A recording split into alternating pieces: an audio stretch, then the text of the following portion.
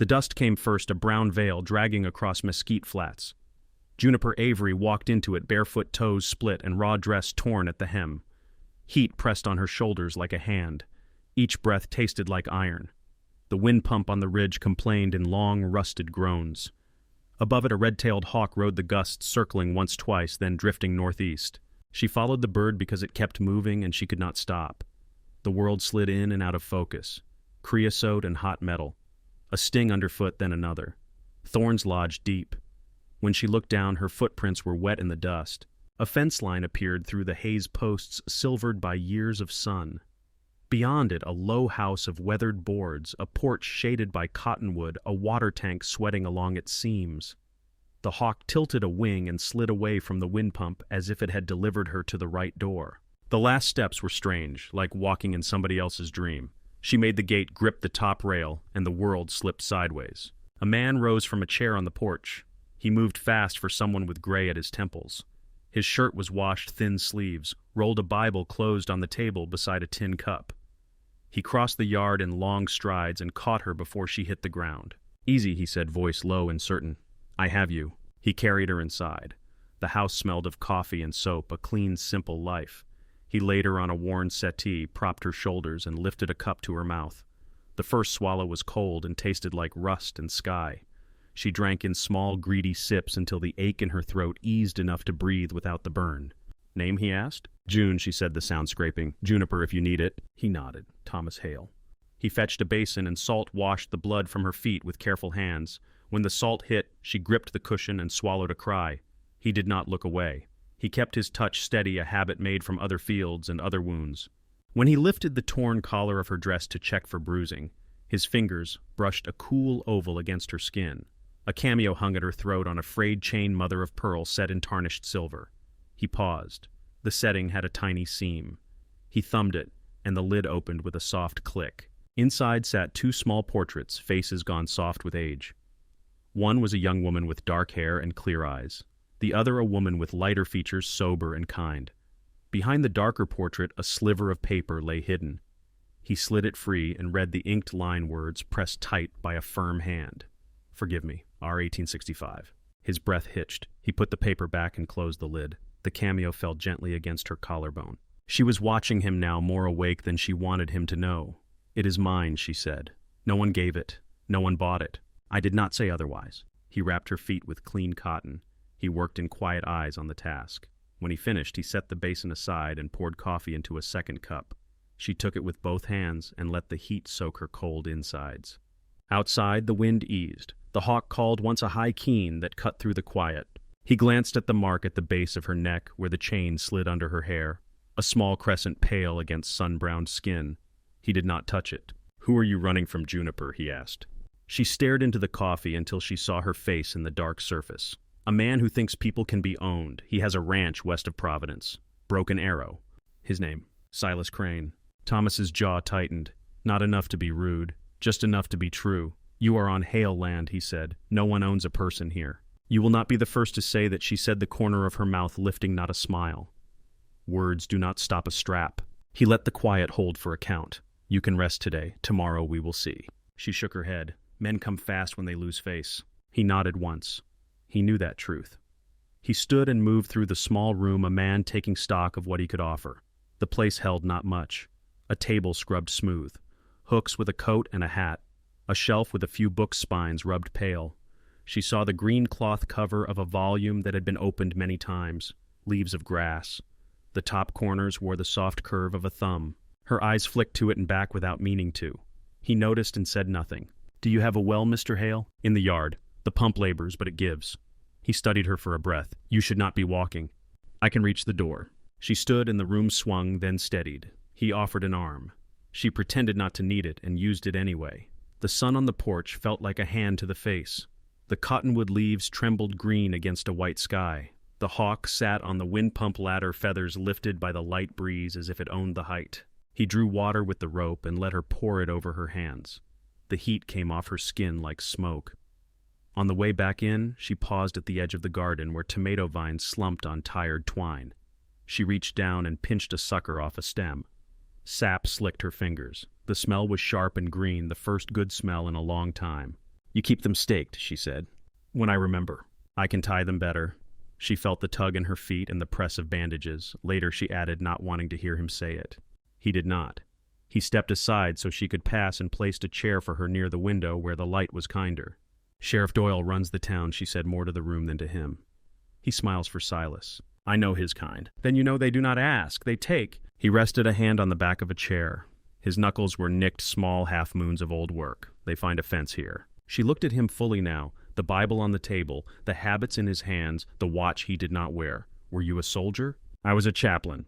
Then you know about fear. He nodded once. He knew. She lifted the cameo and rubbed a thumb over the smooth face. He took it when I came to his house, she said.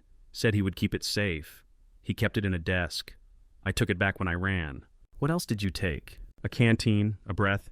A line moved in his cheek, something like humor, thin and old. A fair haul. He brewed more coffee and heated a small pan of cornmeal on the stove. The skillet hissed a sound that filled spaces the two of them could not. He slid her a plate. She ate like someone who had learned not to show she was hungry. You found me quick, she said, right when I dropped. He glanced at the wind pump. The bird drew my eye. The hawk, she said. It did not look away. They ate in a steady quiet. The house creaked as the heat rose. Somewhere a fly tried the window and failed and tried again. Her shoulders unlocked one notch at a time. He wiped the plate and set it aside. He lifted leaves of grass and thumbed to a tucked scrap, not taking it out, only touching it through the paper. Then he put the book back as if it might notice his hands. She saw that and decided to ask nothing. Outside, a distant sound began as a thread and thickened. Iron on stone, a pace that did not hurry and did not slow. Thomas turned his head toward the yard. June set her cup down careful with the edge. A single horse came through the thinning dust, a man sitting straight in the saddle. He reined in at the gate. Sunlight struck the 5-point star on his vest and made it bright for a beat before the rider lifted a hand to shade it. He looked toward the porch. He did not smile. He swung down from the saddle, and the badge flashed once, then went still. U.S. Marshal Ezra Pike pushed the gate with his knuckles and let it swing. He was tall and sunburned with a narrow hat and a mustache turned silver at the edges. The badge on his vest caught the light, then dulled. He saw the woman on the chair near the window. He saw the bandages at her feet. He removed his hat like a man stepping into a church. Marshal Thomas said. Thomas, Ezra answered, voice husky from dust. You have a visitor in need. June shifted in her chair. The cameo rested warm against her skin. The hawk's cry fell through the ceiling like a line pulled taut.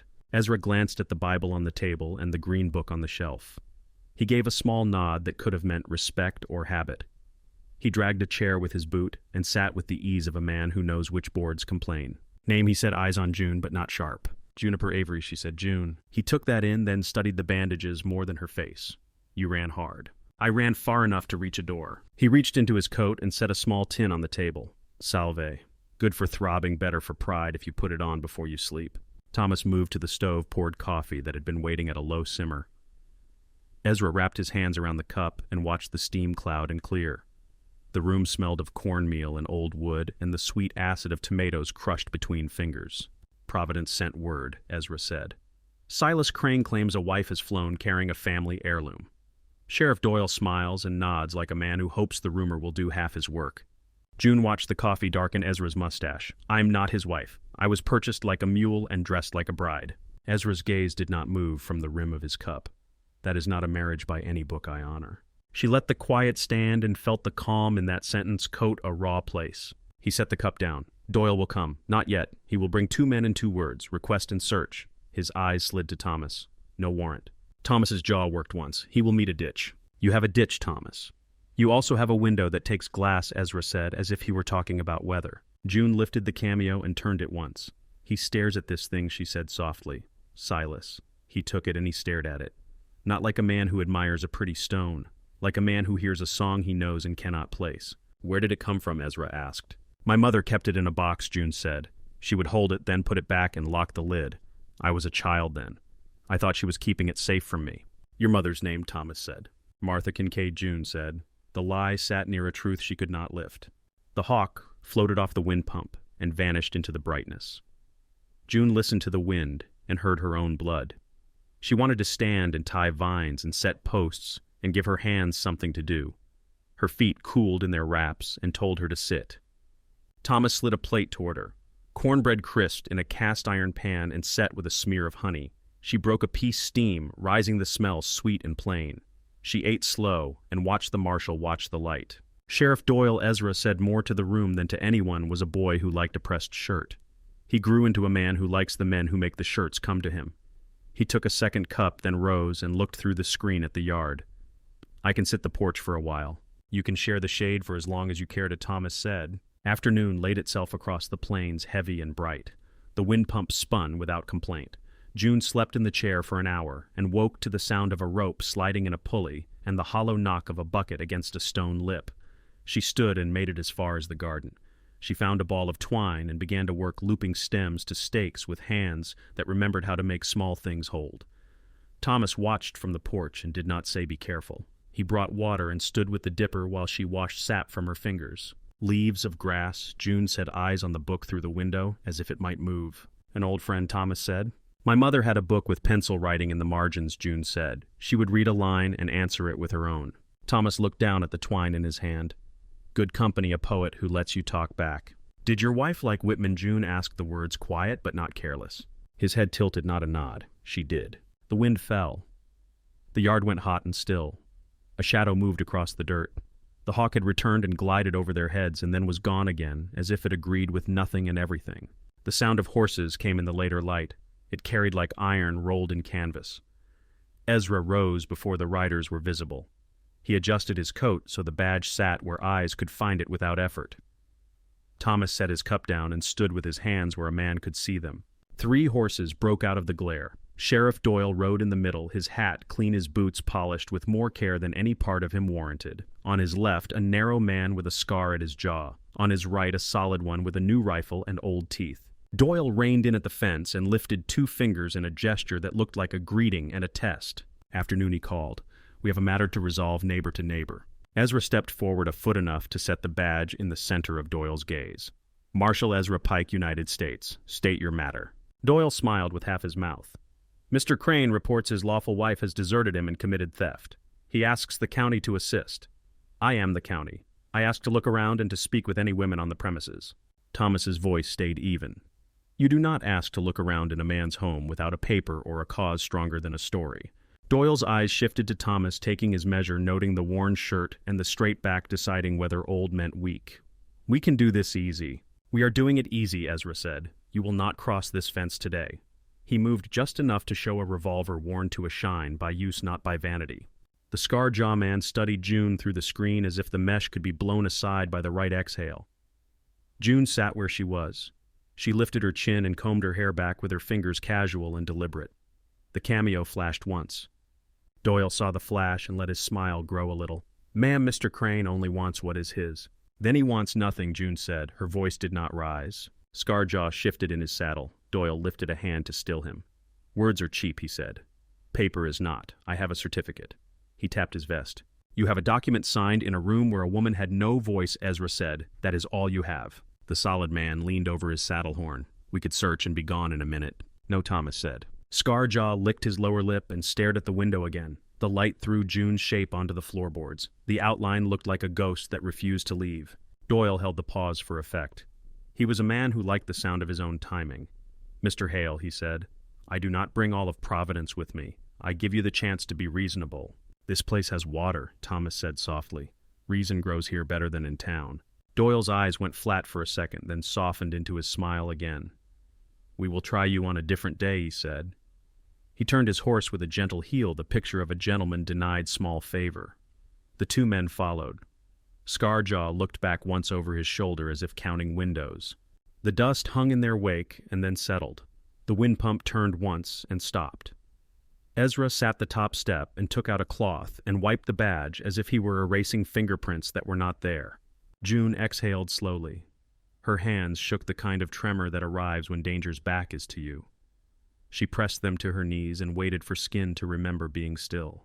They will come again, she said. They will learn the road, Ezra answered.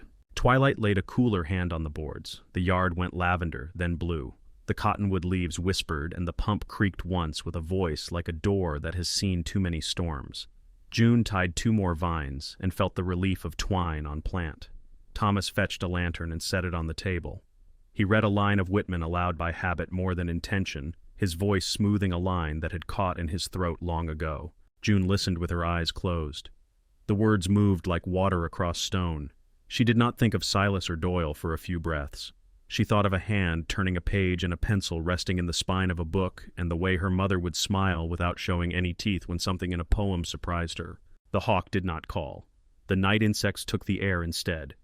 Ezra walked a slow square from porch to gate to pump to porch, counting under his breath, because counting keeps pace and pace keeps thought from wandering into places that give no help. Thomas cleaned a rifle on the table by the lantern. He laid each oiled piece in order and brought it back to wholeness with the patience of a man mending a harness. June watched his hands and learned the sequence of screws and springs. She ate beans from a tin and drank water until she could not taste the dust anymore. When the lantern burned low, she lay on the settee again, and the house took on the sound of a place that holds people without being asked. Boards breathed nails, cooled wind, found a seam, and tested it. Ezra sat on the porch with the badge on his chest and his revolver at his hip and his boots planted like stakes. Sometime past midnight, the wind swung and came from the north. It touched the wind pump and set it to a new rhythm. The hair at the back of June's neck rose. She sat up and the cameo slid cool and small against her collarbone. A sharp pop broke the quiet. The window near the table jumped. Glass burst into tiny stars and rang on the floor. June moved without thinking and dropped behind the settee palms, flat, breath held. Thomas was already at the doorframe. He pulled the lantern down with 2 fingers and smothered the light with a rag. Back, Ezra said from the porch, low and calm. June heard a second sound, then a dry thunk in the door jamb where a sliver of wood jumped free and skittered across the floor. The air took on the bitter scent of powder, a smell like coins and heat. Thomas lifted the rifle and sighted on the dark beyond the broken pane. He did not fire. He scanned the line of cottonwoods, the yard, the fence, the shadow under the pump. A shape moved, then stilled so fast the mind might decide it had imagined the motion. Ezra slid to the corner of the house and braced with both hands. He spoke so quiet the word felt like a thought. North trees. June picked a shard of glass from her sleeve. It had cut the fabric, but not her skin. She held the shard in her palm and watched it catch a thin thread of starlight.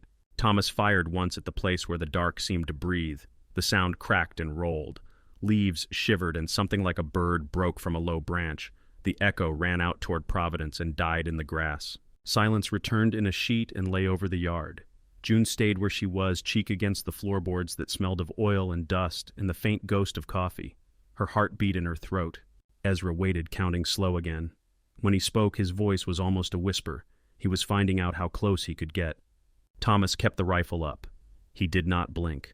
June lifted the shard and set it on the table without a sound. The wind pump turned twice and stopped. Somewhere beyond the fence, a twig lifted and settled as if a boot had taken its weight, and then was gone. Morning came cool with a smell like wet pennies rising from the ground. A low sky held its light close. The first drops tapped the porch roof and left brown eyes on the dust. Ezra had not slept much. He rolled his shoulders and drank what was left in the coffee pot.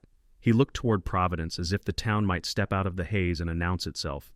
Then he set his hat and said he needed to look in on something that had been waiting too long. He was a man who did not waste words on what he meant. Thomas nodded. June sat on the settee with a blanket over her legs and watched the marshal take the gate again. The hawk had climbed into the gray and vanished. The wind pump turned slow, as if thinking about what work meant on a day that smelled of rain. Thomas mended a strap and oiled the rifle. June took needle and thread to a seam on her dress. The cloth was tired and still held. The room sounded like small work done with care. Somewhere in the cottonwoods a grackle scolded the change in weather. June let the rhythm of it soften the edge inside her that still vibrated from the night. By midday, the rain opened its palms and gave what it had. The roof took it like a blessing. The yard darkened, then shone. Dirt lifted and carried the smell of creosote and clay and something green waking up.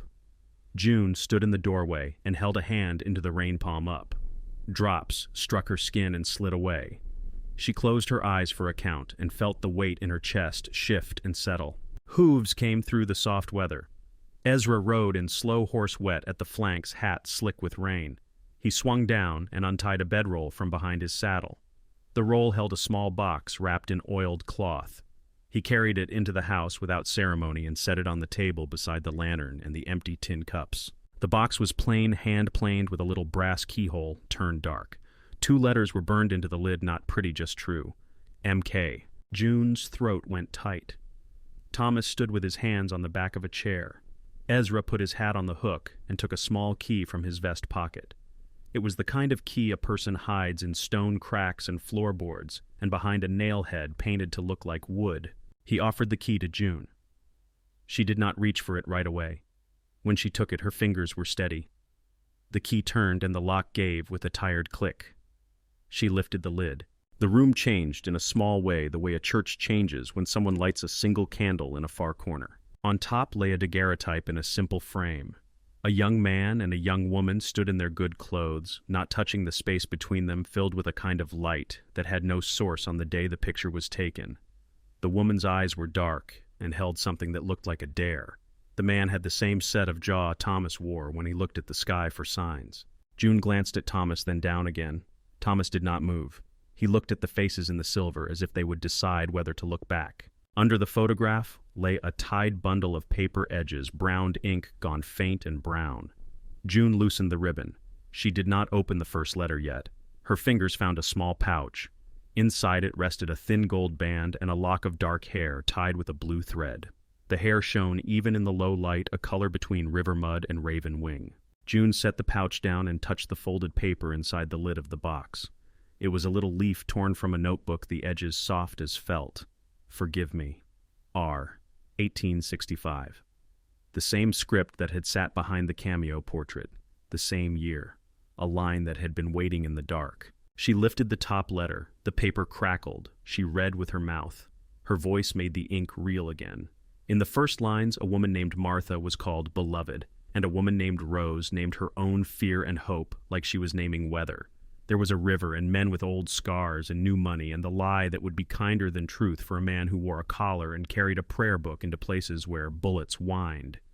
There was a child not yet born called a miracle and a burden in the same breath. There was a name, Evan Hart. There was a warning.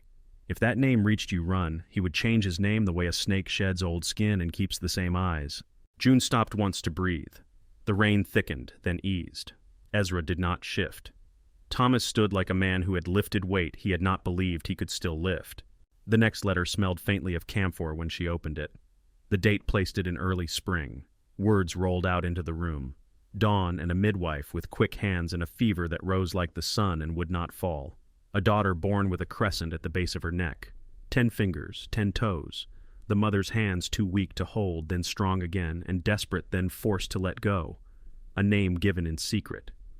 Juniper.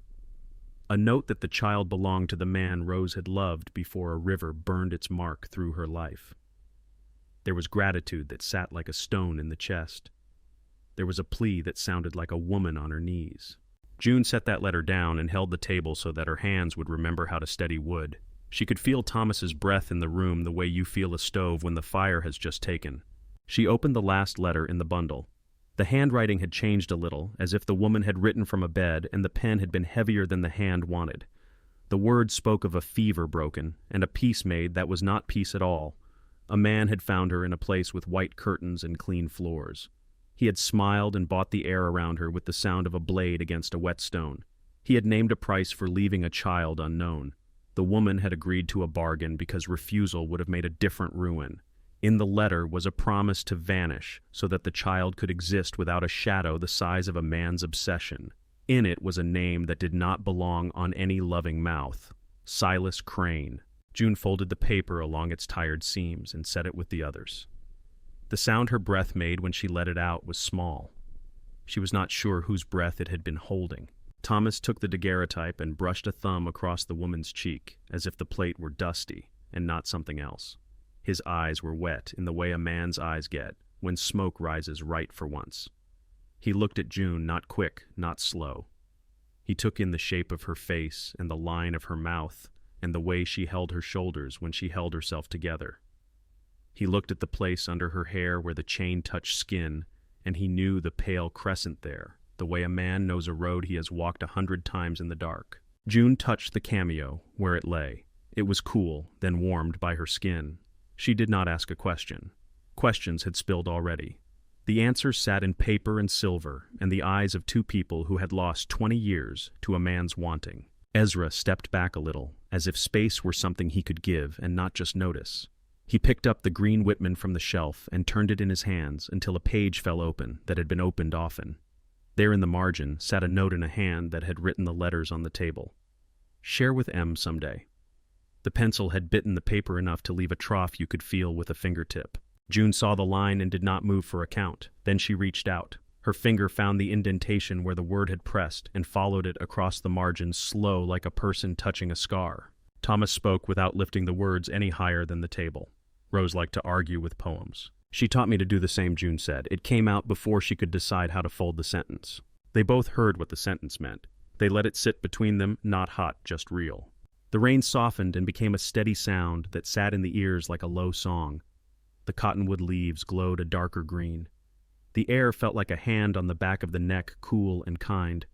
Ezra went to the door and looked at the yard. He took a folded slip from his vest paper, thin as onion skin. The ink had bled in the rain along its edge. He handed it to Thomas and then to June. The words were short and tight. Operator Providence. Crane left dawn. 8 riders. Doyle in lead. June folded the slip smaller until it hid in her palm. She put it beside the letters on the table as if paper might stand stronger beside paper. Ezra set the Whitman back on the shelf. He checked the cylinder of his revolver and snapped it closed. He did not speak. Thomas breathed in through his nose and out through his mouth and put the daguerreotype back in the box as carefully as a man sets down a lit match beside a pail of water. June tied the ribbon around the letters again. The knot came out clean and sat neat at the top. She did not put the box away. She left it open so the room could take what it needed from what lay inside. Outside, the rain thinned to a drift. A ray broke and turned a small piece of the yard into a coin. The wind pump creaked once and found the new wind. Beyond the cottonwoods, the west wore a line of brown on its lip, where hooves had already worried the ground. The hawk rode the lift from the wet air and crossed the property as if measuring it. The air held the taste of iron again. The floorboards under June's feet felt like they wanted her to stand steady. Thomas closed the box and set his palm on the lid just long enough to feel warmth on wood and the beat in his own hand. Ezra stepped down from the porch and faced the road rain ticking off the brim of his hat. The day gathered itself and held still. The line of dust rose where the land dipped and then climbed toward the west. It held to the ridge like smoke that had forgotten how to lift. Ezra watched it from the porch with his head turned a little, listening with his eyes. Thomas set the box with the letters under the table and slid his hand free as if the wood had asked for quiet. June touched the cameo and felt the cool give way to her heat. She took one breath through her nose and let it go slow. The wind pump ticked itself into motion, and the bucket rope creaked. A hawk cut the gray as if the sky were a river, and it knew the bend. The first horse showed, then 3 more, then the rest, the silhouettes tall and black against the pallor. They broke into the yard's view at a steady trot, and came to the fence with a lift of dust and the smell of wet leather. Silas Crane rode a dark horse that looked bred to be mean. His coat was oiled, and his hat carried a crease that had seen a mirror. Sheriff Doyle kept half a length off his right shoulder. The men behind looked like fence wire had been wrapped around them in the time it takes to grow into a bad habit. Ezra stepped down one riser and stood with the badge plain on his chest. Thomas stood beside him, hands empty the rifle close enough to touch if touching was required. June took the chair near the window and set her palms on her knees. She let her face go still and let her spine hold her up. Silas let the quiet push between the two sides and then smiled like a man tasting a peach he had not paid for. "Afternoon," he said. "I have come for my wife and for what belongs to me." Ezra did not look at the smile. "Name your legal claim," he said. Silas glanced at Doyle. Doyle slid a folded paper from his vest and held it up without passing it over the fence. "Marriage certificate witnessed and signed." "The woman did not consent," Ezra said. "Your paper reads like a lie." Silas tilted his head and let his eyes slide to the window. The cameo caught a small slice of light just then and flashed. His pupils tightened. "That piece," he said. "Family heirloom. Given in trust. Returned, and we are done." Thomas's voice was even. "No." Silas looked back at him and the smile frayed.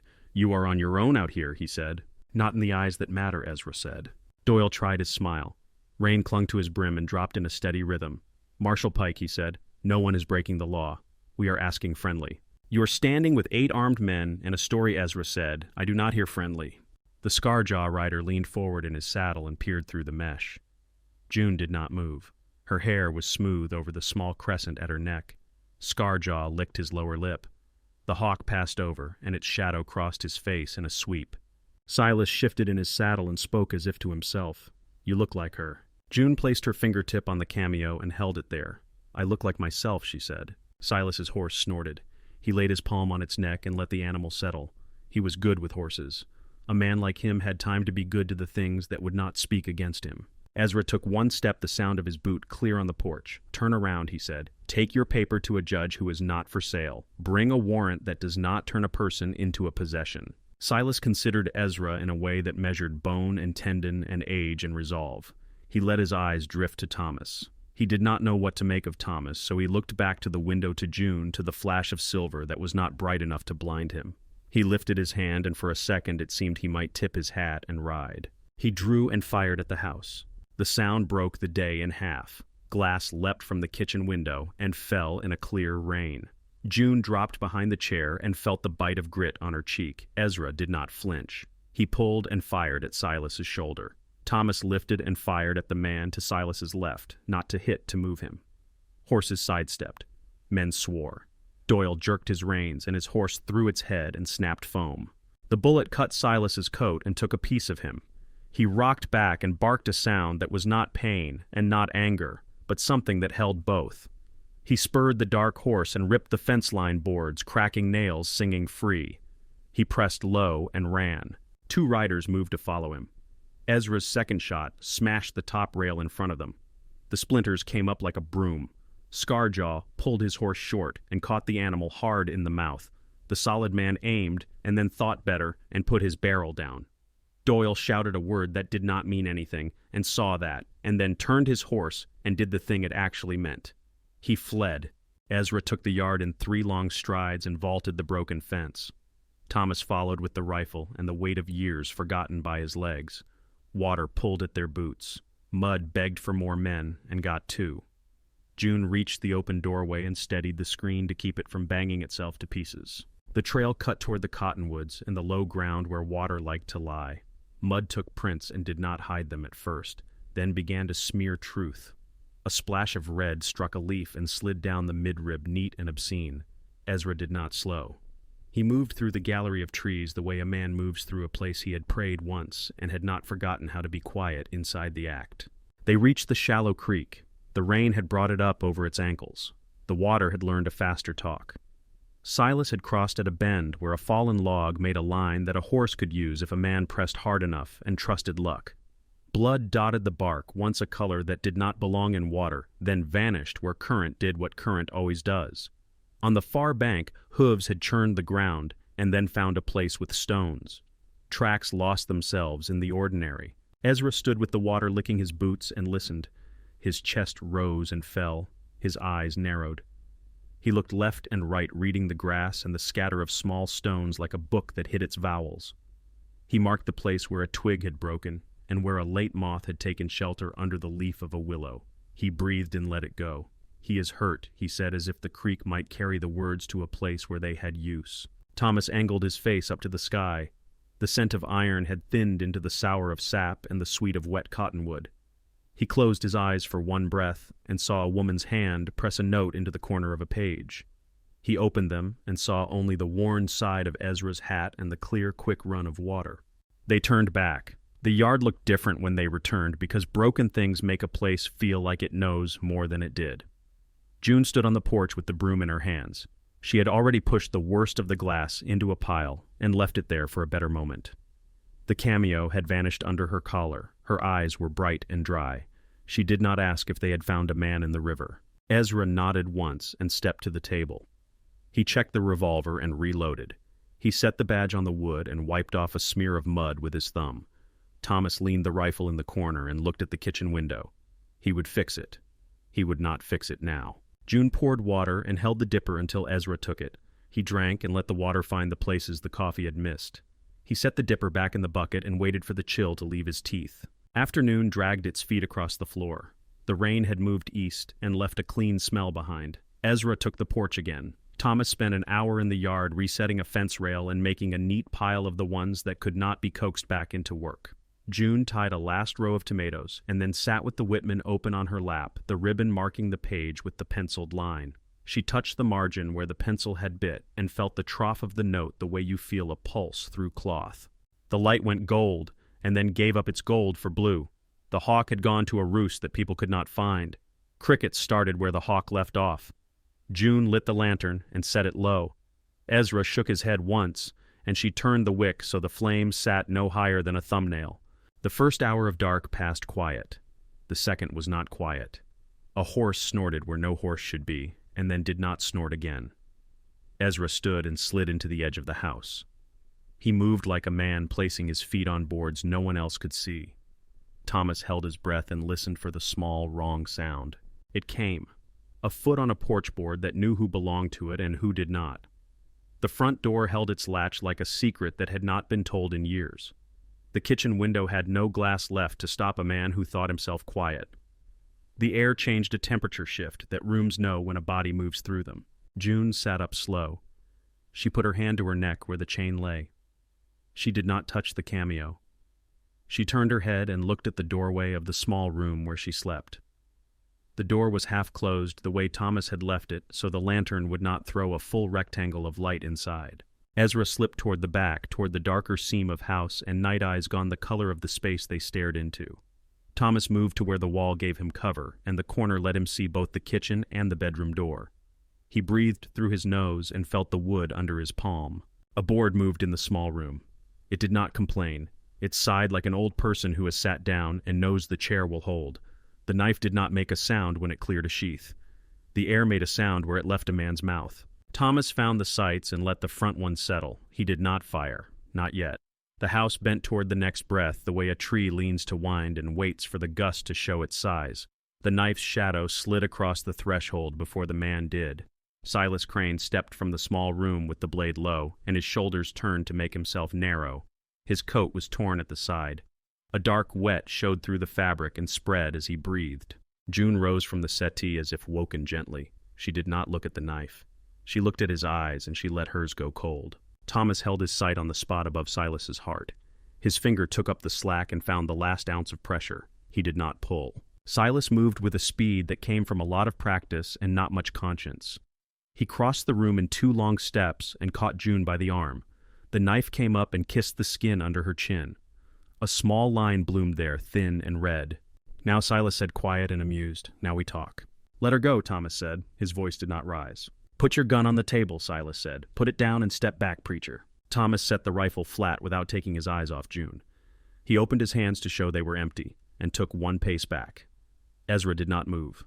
He was in the kitchen doorway, part shadow and part man. Silas could not see him. June saw him in the edge of her vision, and did not move her eyes toward that edge. "You took a shot at me," Silas said to Ezra without looking. "Missed enough to keep my day interesting." June felt his breath on her cheek. It smelled like whiskey that had been held in the mouth too long. The point of the knife rested where a pulse beat. She did not think about the knife. She thought about the way a horse shifts to find a better footing and how the shift comes before the step. Thomas kept his hands where Silas could see them. "You are done," he said, each word small and flat. Silas laughed once. "You talk like a man who believes the right word can make a wall stand. I carry nails." He pressed the blade until 1 drop found the hollow at the base of June's throat. He turned his mouth toward her ear. "You look like her," he said. She learned to look away, and then she learned to look toward me when she needed something she could not get from a letter. June did not give him a flinch. "Rose learned to survive," she said. "She would spit in your shadow if you still had one." He tightened his grip. She felt the slick of blood from his side seep onto her sleeve. His breath hitched. She let her shoulders soften, not enough to move enough to adjust where his palm held her. "Rose," Thomas said, and the name held more pain than any prayer ever had. "She never belonged to you." Silas smiled at Thomas, as a man might smile at a boy who insists the river runs the other way. "She belonged where I put her," he said. June felt Ezra's presence draw closer the way the room feels a storm. She lifted her eyes to Thomas. She gave him a little nod that was almost nothing. "Drop the knife," Thomas said. "No," Silas said. June drove her elbow hard into the wet spot in his coat. The movement was small and fast. He grunted. The knife shifted. Her other hand came up and grabbed his wrist and pushed down and out. The blade scraped her collarbone and bit the air. She twisted and dropped. His hand slipped off her arm for a count. That was enough. A gunshot cracked the room open. Ezra's first bullet took Silas in the chest just above the pocket where a man keeps a pen. The second struck a hand's width lower. Silas's body took one step that carried no meaning, and then his legs forgot how to hold him. He fell back onto the bed in the small room, half on the mattress, half off. The knife hit the floor and spun once and lay quiet. June crawled backward and came up on her knees by the doorframe. Thomas was already there, pulling her toward him by the shoulders. He put his hand on the small cut at her throat and felt the warm line, then the cool change when his palm covered it. He did not ask, "Are you hurt?" She did not say, "I am fine." They breathed together for a few seconds and found the same pace. Ezra stepped in and kept the revolver on Silas while he came close. Silas's breaths were short and wet. His eyes found Thomas. They found June. They found a place in the ceiling and then came back like a man who had lost the right path in a familiar wood. "Rose said your name," he rasped. His lips shone with blood. At the end, "Not mine." Thomas's jaw worked. His eyes did not leave Silas's face. Silas tried to smile, but it was a broken thing. "She gave me nothing that stayed," he whispered. "Not even hate." The next breath did not arrive. The room let out a sound that might have been the wind. Ezra kept the gun on him until he saw the change in the body that no act can mimic. He lowered the revolver and put his hand on the bed frame and stood there for a count. June wiped the line of blood at her throat with the edge of her sleeve and blinked once. Thomas covered her hand with his and sat without meaning to his knees, deciding for him. A shape moved outside. Boots pounded across the yard. 2 of Silas's men had found their nerve late. They reached the porch and saw Ezra in the doorway, the gun still in his fist, the badge plain. They raised their hands at once, as if the gesture had been waiting in their shoulders for a long time. "Drop your weapons," Ezra said. The revolver did not waver. Metal clinked on boards. Ezra walked them backward into the yard and tied their hands with a piece of harness strap he took from a nail. He put them on the ground against the fence and took their boots so they would not decide to run barefoot into Mesquite. He stood over them until the impulse passed out of their bodies. Dawn leaked into the rooms and turned the broken glass on the floor into pale sugar. The rain had stopped. The yard steamed. In the east, a slit of yellow opened where the clouds had thinned. The wind pump began to turn again, smooth and soft, as if the night had not held what it held. Ezra saddled and was gone toward Providence with the 2 men walking in front of his horse rope around their elbows. He moved quiet and flat and fast. He entered town with his badge clean and his shirt wet and his manner measured. He walked into the office where Doyle kept pens in a row and dust on a Bible he did not open. Doyle looked up and tried a smile. Ezra took the smile from him with a piece of paper and a sentence that belonged to his authority and to no one else's. He set cuffs on Doyle's wrists and tightened them to the next notch when Doyle pulled against them. He took Doyle's star from his vest with his left hand and put it face down on the desk. He put Doyle in a chair and closed a door. When Ezra came back, the sun was higher, and the yard had lost its shine. He brought 2 Federal riders with him, and a coil of wire and a new pane of glass wrapped in burlap. Thomas took the glass and said he would set it. Ezra took the wire and fixed the fence. The riders took the 2 hands to town and left quiet tracks. No one said the name of the dead man. The house held its own silence. June scrubbed the floor where blood had dried into a brown shape. The brush made a rasping sound that steadied her better than any speech. Thomas worked the putty into the frame and eased the new glass into its place. He smoothed the edge with a knife held like a pen. When he was done, the window looked like a thing that had always been there. Ezra wrote a short note and rode to the telegraph. He sent what needed sending with words that would not embarrass a record. He returned with paper in his vest that said what it needed to say to the men who care about words on paper more than about what made them necessary. He looked tired and himself and not proud. Afternoon leaned warm against the cottonwoods. June and Thomas walked to the tree with the rough cross under it. The wood had a name carved that did not fit any truth left standing. Thomas set his palm on the top and felt the grain. He took the cross out of the ground with care and lay it across his knees. He scraped the old letters away with the back of a knife breath, slow wrist easy, and set new ones, not many, for Rose. Love endures. He set the cross back where it belonged and pressed the dirt firm with his hands.